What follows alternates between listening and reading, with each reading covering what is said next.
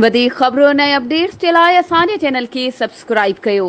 ऐं हाँ बेल आइकन खे प्रेस करणु न विसारिजो त जीअं असांजी हर नई अचण वारी वीडियो तव्हां ताईं पहुची सघे। Additional deputy commissioner one Matiari Manzoor Ahmed लगारी जी सदारत हेठि जश्न आज़ादी जूं तक़रीबूं क़ौमी जोश ऐं जज़्बे सां मल्हाइण जे सिलसिले में इंतज़ामनि खे हतमी शक्ल ॾियण लाइ डिप्टी कमिश्नर सेक्रेटरेट में इजलास थियो।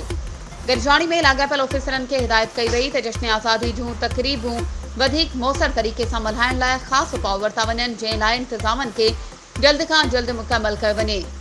हुन लाॻापियल ऑफिसरनि खे हिदायत कई त अवाम में जोश ऐं जज़्बो पैदा करण लाइ सरकारी इमारतुनि अहम चौराहनि ते क़ौमी झंडा, पैना फ्लेक्स, बैनर्स लॻाया वञनि ऐं सरकारी बिल्डिंगनि खे रंग बरंगी लाइटुनि सां सजायो वञे। हुन चयो त 14 अगस्त ते जश्न आज़ादी जे ॾिहाड़े जे हवाले सां झंडो फड़काइण वारी मुख्य तक़रीब डिप्टी कमिश्नर ऑफिस मटियारी में मुनक़िद कई वेंदी।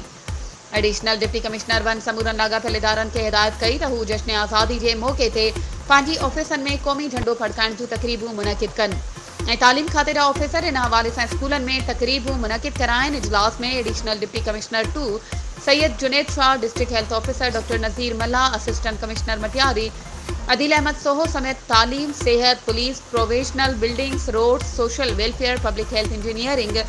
इतलात, लाइव स्टॉक, बेले खाते ऐं मकानी इदारनि समेत ॿियनि लाॻापियल खातनि जे ऑफिसरनि शिरकत कई।